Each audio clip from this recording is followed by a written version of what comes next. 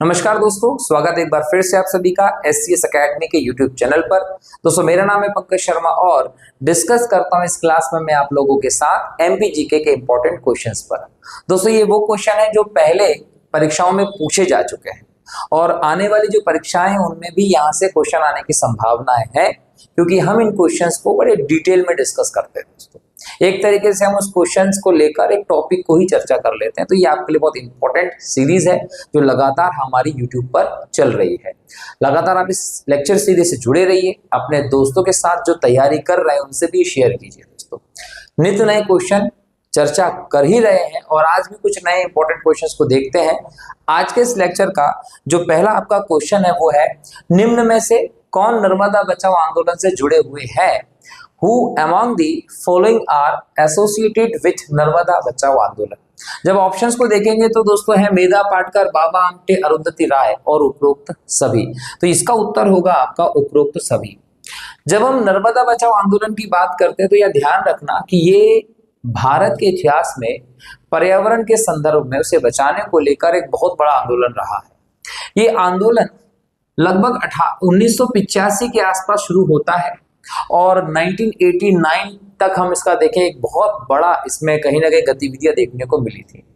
इस आंदोलन को मेधा पाटकर पर्यावरणविद रही है, ये इन्होंने इसको शुरू किया था और इनको बाबा आमटे और अरुंधति राय जैसे लोगों का सहयोग मिला और आमिर खान जो है वो भी इस आंदोलन से जुड़े थे। दोस्तों ये ध्यान रखिएगा, कई सारी जनसभाएं हुई, बड़े लेवल पर सभाएं करके, हड़ताल करके यहाँ परियोजना का विरोध किया गया। सवाल ये कि कौन सी परियोजना का विरोध किया गया, तो समझेंगे कि जो नर्मदा है वो उसकी सहायक नदियां, लगभग 41 सहायक नदियां हैं नर्मदा की। ये सहायक नदी जो है 41 नर्मदा की, इन सभी सहायक नदियों पर नर्मदा घाटी परियोजना जो है वो प्रारंभ की गई। ये जो नर्मदा घाटी परियोजना है दोस्तों, इसमें लगभग 3000 छोटे, लगभग 135 मध्यम और 29 बड़े बांध बनाने की बात हुई कि भाई 3000 क्या करेंगे, छोटे बांध बना देते हैं, 135 लगभग मध्यम बांध बना देते हैं और 29 लगभग बड़े बांध बनाने का इस पे काम होना था। इस परियोजना में सरदार सरोवर जो है दोस्तों, ये सबसे बड़ा एक बांध रहा है। ये बांध जो है वो गुजरात के केवड़िया ग्राम में बनाया गया है। यह एक बहुत बड़ा जलाशय है और भारत में 182 मीटर ऊंची विश्व की सबसे ऊंची प्रतिमा, सरदार पटेल की प्रतिमा, एकता स्मारक, स्टैच्यू ऑफ यूनिटी जो है वो भी यहाँ पर स्थापित की गई और एक बड़े से पर्यटन स्थल के तौर पर इसको विकसित किया गया है। कहते हैं कि लगभग 3000 करोड़ रुपए की लागत से इसको डेवलप किया गया और ये जो 3000 करोड़ की लागत जो थी वो कुछ ही महीनों में, प्रारंभिक समय में ही रिटर्न आ गई और एक अच्छा पर्यटन केंद्र जो है वो ये क्षेत्र माना गया है। हर साल 31 अक्टूबर जब सरदार पटेल के जन्मदिन होता है तो यहाँ पर प्रोग्राम्स भी होते हैं और प्रधानमंत्री मोदी जी ने इस बार इसकी नई शुरुआत भी की है। इस एकता स्मारक के जगह पर अब परेड भी आयोजित की जाने लगी है, जैसे कि हमारे यहाँ पर राष्ट्रीय त्योहार के समय पर दिल्ली पे होती है। तो एक नया प्रारंभ कहीं ना कहीं किया गया है प्रधानमंत्री जी द्वारा देश की एकता को बताने के लिए और इस साल भव्य समारोह हमें यहाँ देखने को मिला था।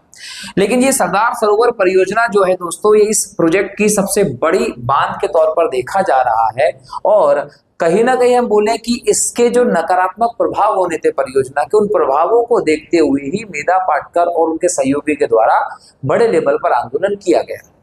अब आंदोलन क्या किया गया था उसको अगर हम देखें तो समझना है कि सरदार सरोवर बांध की जो ऊंचाई थी उसको लेकर समस्याएं थी और समस्याओं के चलते फिर कोर्ट में याचिकाएं दायर की गई और कोर्ट ने एक समय ऐसा आया कि इस बांध के निर्माण पर रोक लगा दी थी। यही कारण रहा कि 1961 के आसपास पंडित जवाहरलाल नेहरू जी के द्वारा इसकी आधारशिला तो रखी गई, परंतु 2018 तक आते आते मोदी जी के हाथों से इस बांध का, इस जगह का उद्घाटन हुआ था। तो इतना लंबा समय, कई दशक जो है इस योजना को पूरा होने में लग गया, क्योंकि इसके लेकर आंदोलन चलाया जा रहा था। ये कहा जा रहा था कि जब बांध बनेगा तो बांध की ऊंचाई के कारण एक बहुत बड़ा इलाका जल में डूब जाएगा। लगभग 2.5 लाख लोगों का यहाँ से बोल सकते कि हस्तांतरण होगा। 2.5 लाख लोग जो होंगे वो यहाँ से छोड़कर जाएंगे, उनका माइग्रेट करना पड़ेगा। इसके अलावा 2.5 लाख लोगों को एक जगह से भेजेंगे तो सही, एक बहुत बड़ा कृषि का जो क्षेत्र है वो भी डूब जाएगा। जंगल बहुत बड़ा इलाका जो वो भी डूब जाएगा, कई सारे पशुओं का क्षेत्र खत्म हो जाएगा, बहुत बड़े लेवल पर जैव विविधता को, पर्यावरण को हानि होगी। उसको देखते हुए ये नर्मदा बचाओ आंदोलन जो है वो शुरू किया गया था, जिसमें मेधा पाटकर और उनके सहयोगी शामिल थे। दोस्तों ये ध्यान रखेंगे।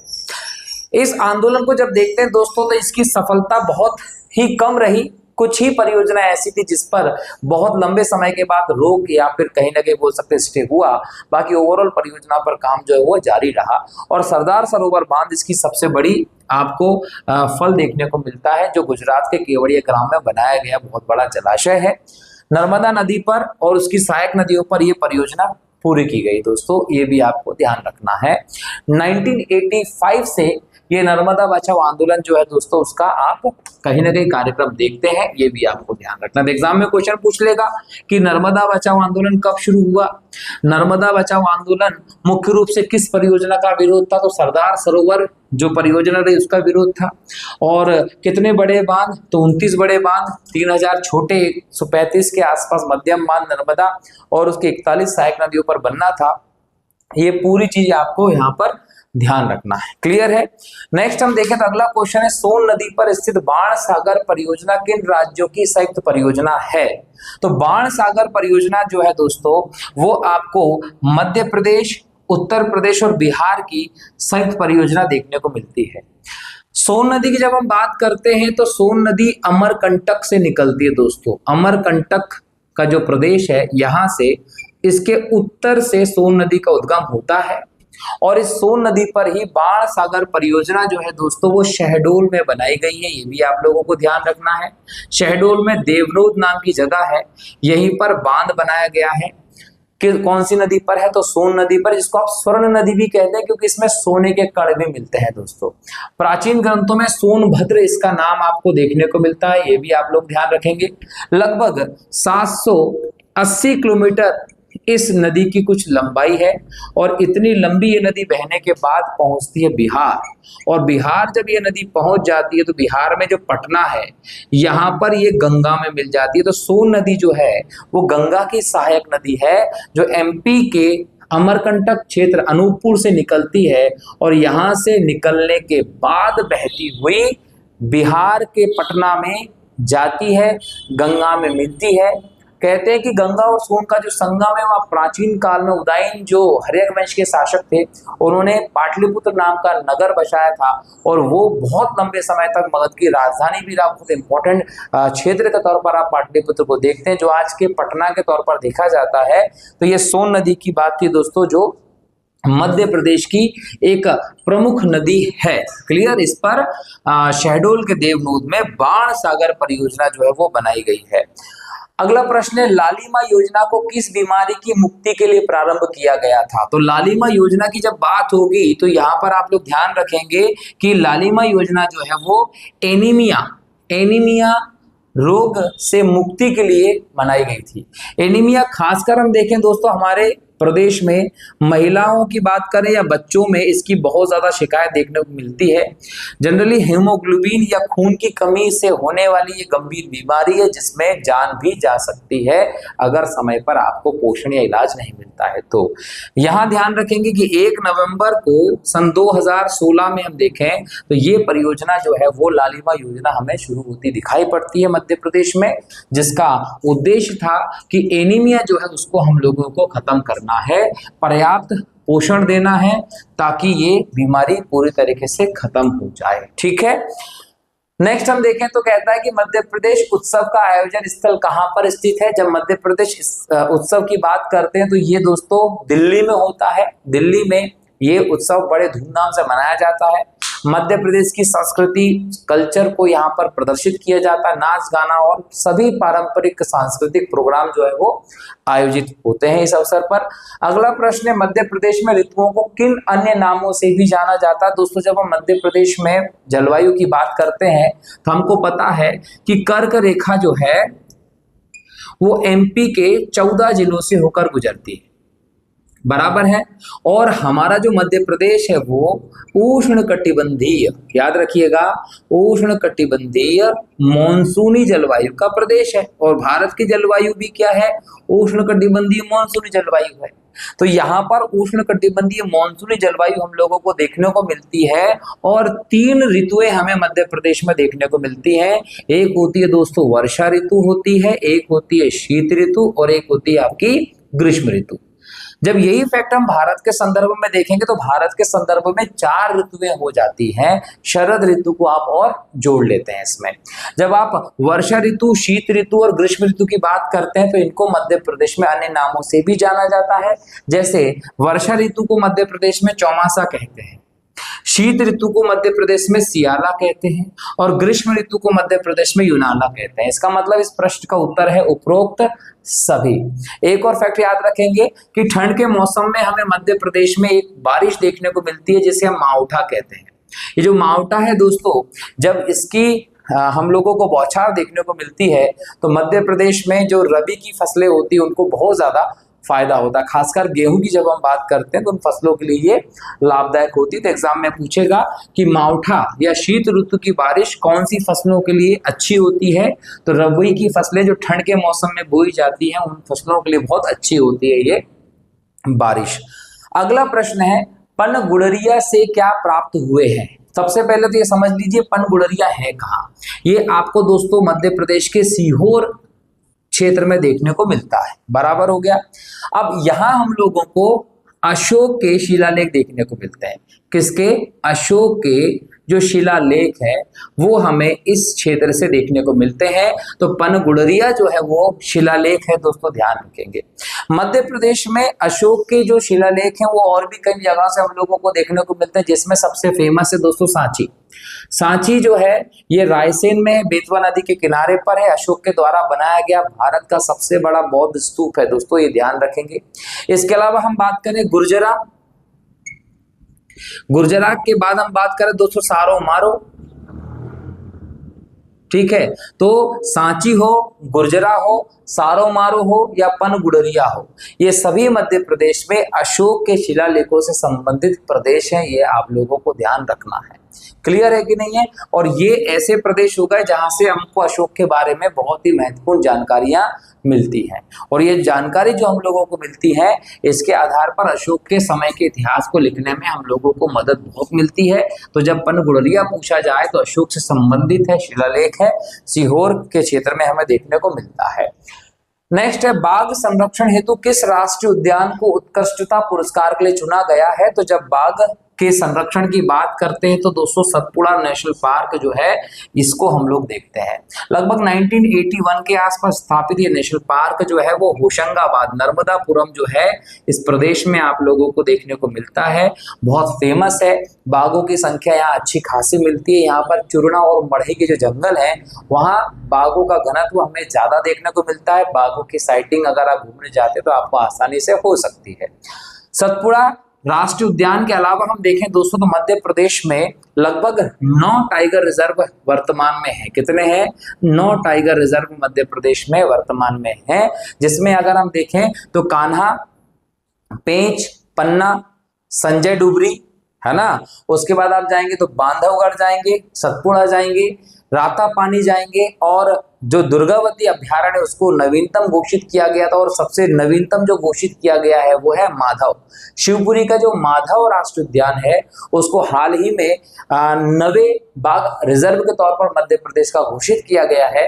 हुआ ये था कि 2-3 साल पहले हम देखें तो जब लगभग 2022 के आसपास बाघों की गणना हुई थी तब माधव राष्ट्रीय उद्यान का जो इलाका था यहाँ पर कुछ बाघों की हलचल कई सालों के बाद देखी गई थी।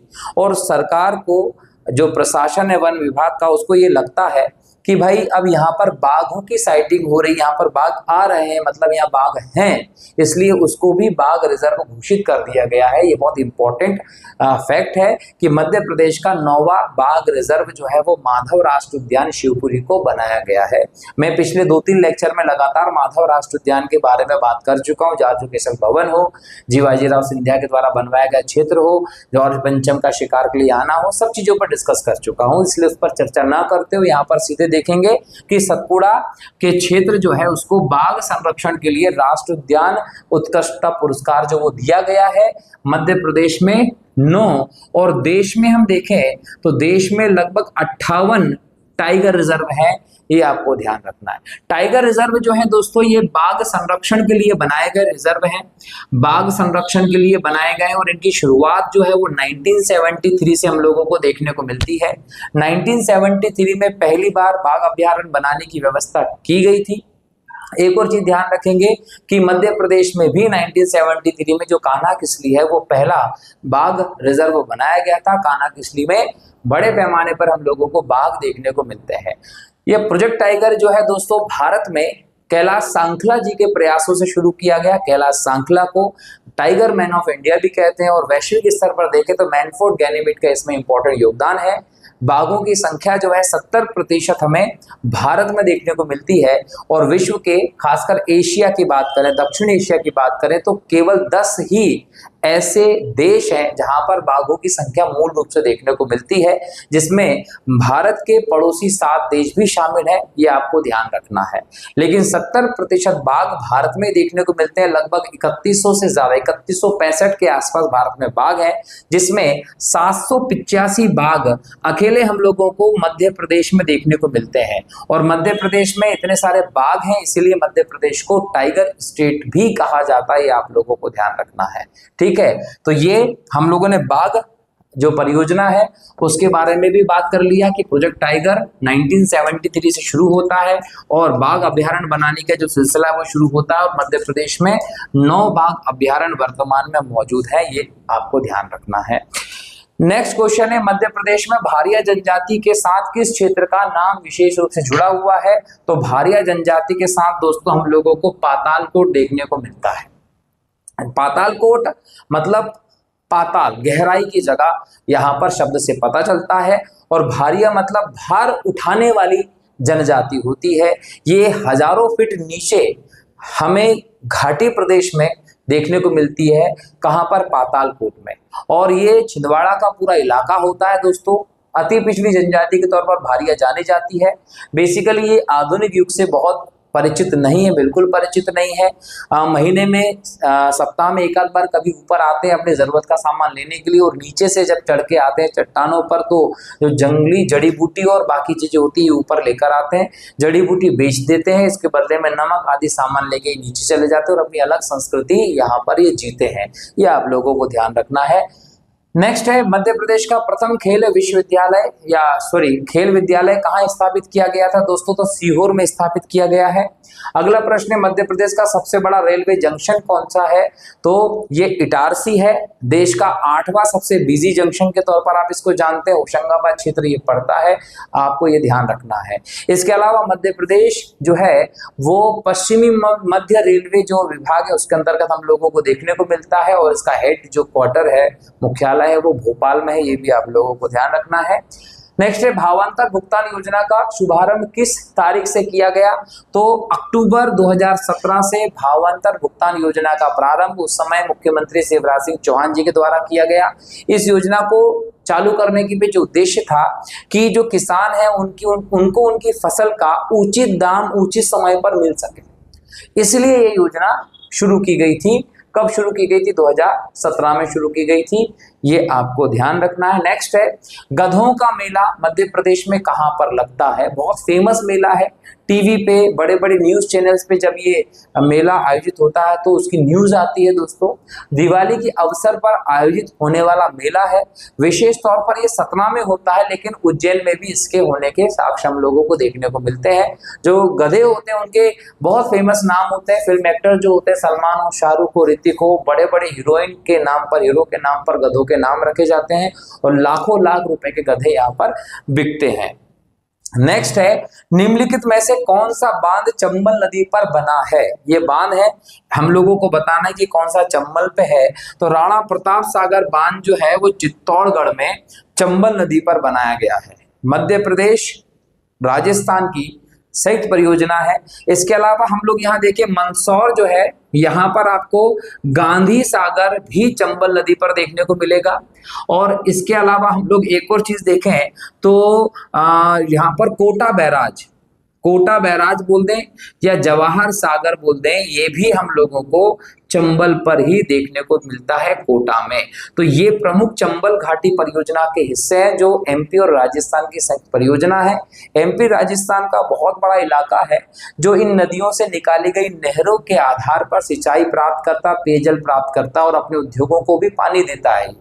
तो बहुत इंपॉर्टेंट नदी है चंबल, जो मध्य प्रदेश और राजस्थान की प्राकृतिक सीमा बनाती है बहुत लंबे समय पर। और देश का सबसे बड़ा जो घड़ियाल अभ्यारण्य है चंबल, वो भी यहीं पर है, आपको ध्यान रखना है।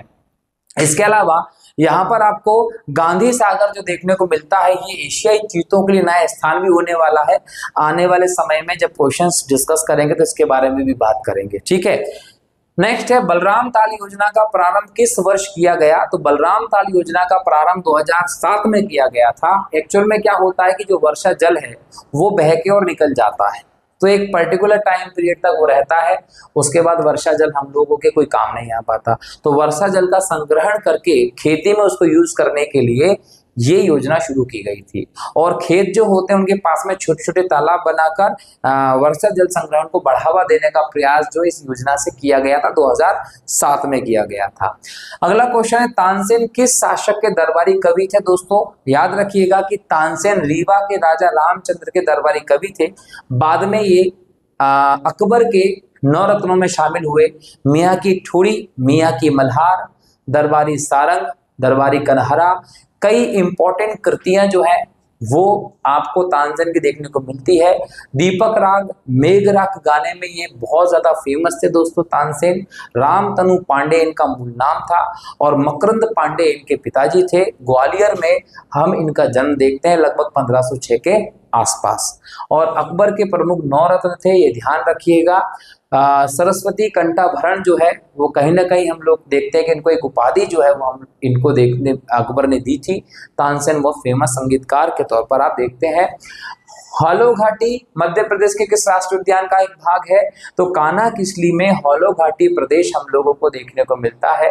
यू आकार की एक पूरी घाटी प्रदेश है, बहुत फेमस है। कान्हा किसली राष्ट्रीय उद्यान जो है दोस्तों वो मध्य प्रदेश का सबसे बड़ा और पहला राष्ट्रीय उद्यान है, जो 1933 के आसपास एक उभय वन के तौर पर स्थापित किया गया था। और उस समय अंग्रेजों ने बारहसिंगा के संरक्षण के लिए इसको स्थापित किया था। आजादी के बाद 1955 में मध्य प्रदेश के पहले राष्ट्रीय उद्यान के तौर पर हम इसे देखते हैं। 1955 में बना, लगभग 940 वर्ग किलोमीटर के आसपास कान्हा किसली का पूरा क्षेत्रफल है। मध्य प्रदेश का सबसे बड़ा अभ्यारण्य, जहां 1973 में सबसे पहले प्रोजेक्ट टाइगर भी आया था दोस्तों। क्लियर है? बारहसिंगा की यहाँ पर हमको संख्या बहुत ज्यादा देखने को मिलती है, ये भी आप लोगों को ध्यान रखना है। तो ये मध्य प्रदेश का पहला राष्ट्रीय उद्यान रहा है और ये आज का अंतिम क्वेश्चन भी था। आज के इस क्वेश्चन के माध्यम से हम लोगों ने दोस्तों मध्य प्रदेश के कई सारे क्वेश्चंस को डिस्कस कर लिया है। बहुत सारे फैक्ट आपके तैयार हो गए हैं। अगले लेक्चर में फिर से कुछ इंपॉर्टेंट क्वेश्चंस के साथ मिलूंगा। तब तक के लिए बहुत बहुत शुक्रिया दोस्तों। जय हिंद, जय भारत, वंदे मातरम, जय श्री राम दोस्तों।